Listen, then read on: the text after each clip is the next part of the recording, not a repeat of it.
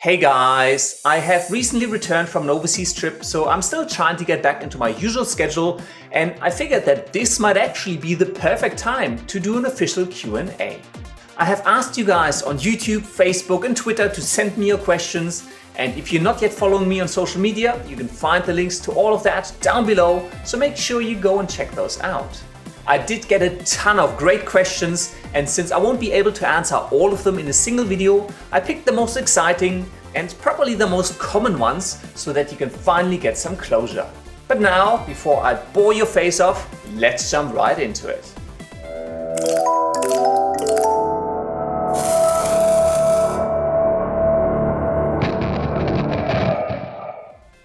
Wait, you are from Germany? Yeah, I was born and raised in Germany, but I did migrate to Australia for studies and now obviously for work, and that's been well over a decade ago, so I'm kind of in this weird mid-spot where my German has an English accent and my English still has a German accent, so I just gotta deal with it.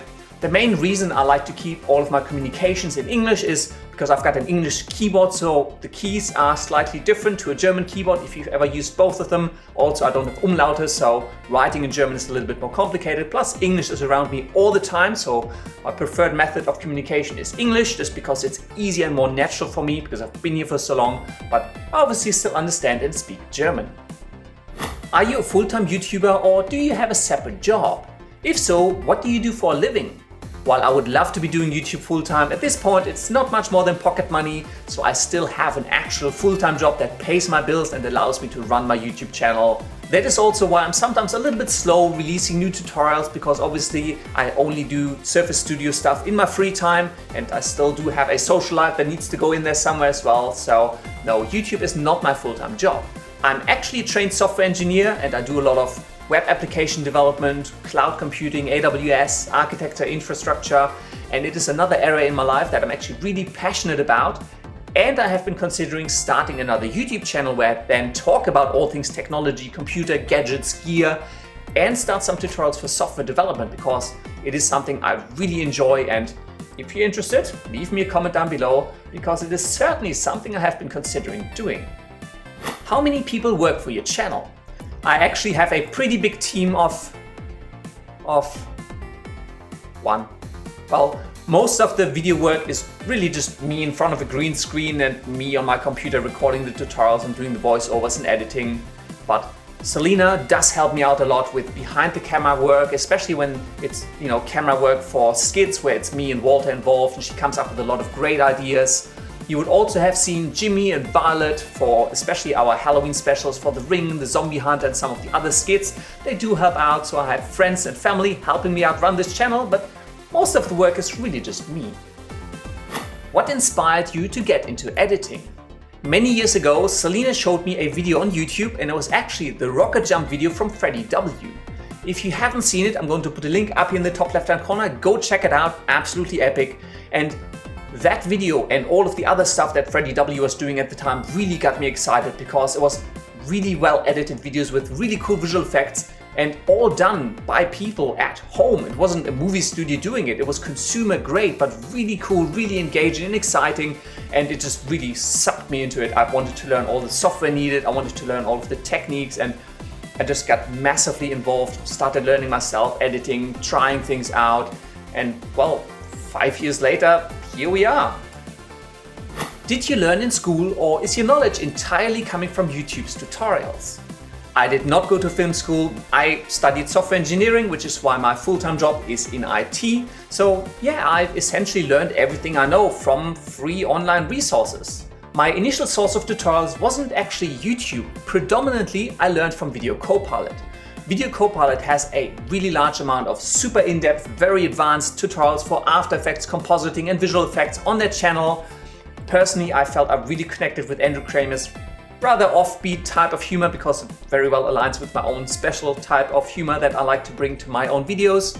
Now, it was quite challenging initially because I had zero knowledge of After Effects and Video Copilot is pretty advanced, which is kind of why I started doing a lot of more beginner After Effects tutorials on this channel. So if you're just getting started in After Effects, I would recommend checking out my 8-part beginner series because it's a nice, easy intro into After Effects and then move on to something like Video Copilot for the really, really cool stuff.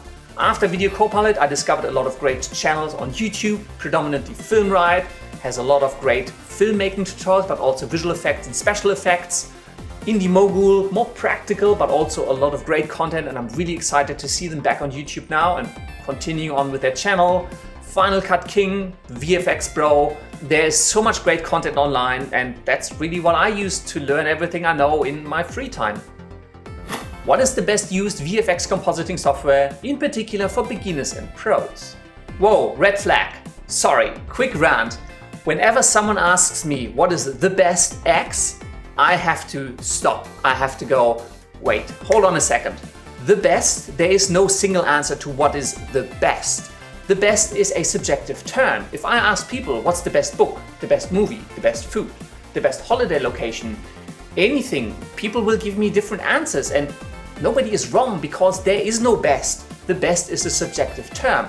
I have videos on my second channel, for example, labeled the best computer for Adobe After Effects, or what's the best camera for filmmaking, and I'm quite explicit in stating that the best is relative to you. It depends on your personal requirements, your budget, and your personal preferences. So there never is a single answer to what is the best. So keep in mind, whenever I answer a question about the best, or someone tells you what the best is, it's always in their opinion, in their frame of what they want and how much money they have, and what they're willing to spend and compromise on. So anyways, getting back to the actual question, personally, for me, within my budget requirements and personal preferences, I like Adobe After Effects. I know After Effects has a bit of a learning curve to get into, but you can do some really simple and some really advanced stuff using just After Effects, and it's pretty professional. There's new upgrades coming all the time. I really enjoy using it. If you're looking at something more professional because you want to work in the industry, you probably should look at tools like Nuke and Fusion, just because I know they're used a little bit more elaboratively in the industry. If you're just getting started in filmmaking and visual effects, I can also highly recommend HitFilm Express, and I've made a tutorial for it that you can check out by clicking on this link here. HitFilm Express is kind of a combination of After Effects and Premiere Pro. It both has editing and video compositing features, plus it's absolutely free. It doesn't cost you anything, and it's a great piece of software to get started, figure out whether you really like doing editing and visual effects, because a lot of people might find that after a couple of months they're like, yeah, not really that interested, and you don't really want to invest a lot of money into something that you're just trialing out to see whether it is really for you. So yes, get started with HitFilm Express if you've never done things before. Personally, I like After Effects. If you want something more pro, more industry related, I would probably recommend Nuke or Fusion. Would you recommend HitFilm Express over After Effects in terms of ease of use? Personally, I prefer Adobe After Effects. Keep in mind though that I have been using After Effects for many years before I ever had a look at HitFilm, so my style, I was already really adopted and familiar with the way that After Effects worked, and I'm really comfortable with the workflow. It's really nice and quick and fluent to me. So HitFilm felt a bit different, and it's not as easy for me to get into.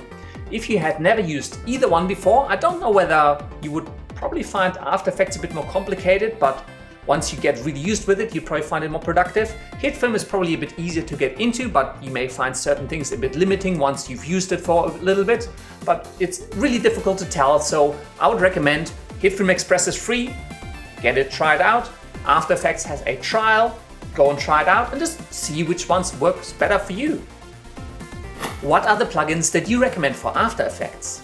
There's a ton of great plugins available for Adobe After Effects. The ones that I predominantly use is Video Copilot, I use Element 3D, I use Twitch, and I use optical flares quite a lot. You'll see them in a lot of my tutorials. Really love them, really worth the money. Next up, I'd probably put Red Giant, mainly the Trapcode suite, and in that suite particularly Trapcode Particular, which is a particle generator. I have some tutorials for that on my channel already. Really like the flexibility. You can create some really amazing particle effects, very advanced stuff with the plugin, and you probably have seen it on TV in one way or another without really knowing it. Next up, I'm a big fan of the Mocha Planar Tracker, and now Mocha comes as a plugin for Adobe, so you have the Mocha 5 Pro plugin, which I really enjoy using over the standalone version because it integrates so much more easily in my workflow. And there's tons of other great plugins like the BCC Collection Boris Continuum Complete from Boris FX, ton of TV grade effects for After Effects and Premiere Pro, Fein, I have heard great things about for the Tracking plugin. I haven't used it myself, I hope I get around to that sometime soon.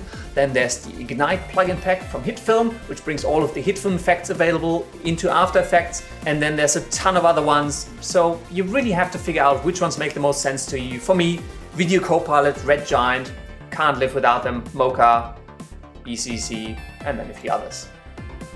I'd like to build a green screen frame made in PVC pipes. Do you think it's a good idea, or should I change the plan? Now, there's nothing wrong with building a custom frame for your green screen. Personally, I don't think you really need it. I'm always a big fan of the pop-up green screens, which you can buy for pretty cheap off eBay or BHP Photo or some of the online sites. It's really just an elastic frame and then the fabric just spans in the middle. You just kind of pop them open. I actually have a behind-the-scenes video of my current green screen setup on my second channel. You can check that out by clicking on this link up here in the top left-hand corner. And yeah, all I'm using is just a pop-up green screen. And you don't really need a frame per se. You just need to make sure that the fabric behind you is matte, it's smooth, and it's nice and even so you can key it out. You don't need a frame, but no, it might be a fun project anyways. What will be the best computer for Adobe After Effects today? If you have an open budget with one which will be about, let's say, $5,000 US. Now I feel I've already sufficiently ranted about the whole best question, so I won't go into that again. Let's just assume you have $5,000 and you want to build a PC for Adobe After Effects. Here are a few of the things that I would personally consider. For one, go hard on the RAM. After Effects, Premiere Pro, filmmaking, visual effects, 3D, they're all really heavy on the RAM. They want to load a lot of things into the cache, into memory, and the faster that is, the more RAM you have, the more fluent that'll work. I'm currently running on 16 gigabytes, which is getting me by, but I'm not doing 4K video. For 4K, you probably want 30 to 64 gigabytes. If you really want to splurge, 128, although yeah, for some things you may need it. So go hard on the RAM. Next thing, I would get good SSD drives, because especially if you're working with in 4K, you're streaming a lot of media to and from disk, and you need really fast throughput. SSD drives make a huge difference. So if you could get 2 SSD drives maybe, so you've got one for your programs, one for your media, or one for your main files, one for your effects, just so that you're optimizing the streaming to and from After Effects, definitely would get SSD drives. I would try to get a nice and strong CPU. The more cores, the better. You could even look at some of the 10-core Intel i7s that have come out. The more cores you have, the faster anything in Adobe After Effects that can't be offloaded to your GPU will work. So all of the background calculations, effect applications, anything like that will run on your CPU, and the stronger your CPU, the more cores you have, the more level 2 cache you have, it'll just make everything faster. So invest in a good CPU. And finally, the last thing, get a good graphics card, and get a graphics card that has CUDA support or OpenCL support, because After Effects can leverage that to offload calculations for effects and for rendering directly onto your graphics card. Now, After Effects does strongly support NVIDIA cards. I have heard that the NVIDIA Quadro cards are really good for this sort of work. I don't have a Quadro card just because they are a bit more on the pricey side, and when I built my computer I didn't really have the budget for it. But if you have $5,000 to splurge, I'd probably get a really high-end NVIDIA Quadro card to put into the system. Maybe even get 2, set it up as SLI and get even more power out of it, and obviously get a power supply and cooling system that then can support the whole thing. But that's to me what I would get with the money. Obviously I have already covered the whole issue with the best, but in the end you got to do your own research and figure out where you want to invest your money and figure out what's best for you. And that's it for this Q&A. If you have more questions, leave them down below, tweet me or send them to me via Facebook. And if I get enough interesting ones, and if you guys would like to see another Q&A, I can certainly make that happen. Next week, there's some action-packed mayhem coming your way, so keep your eyes open and don't forget to subscribe if you haven't already. Thank you very much for watching, and until next time, I will see you later.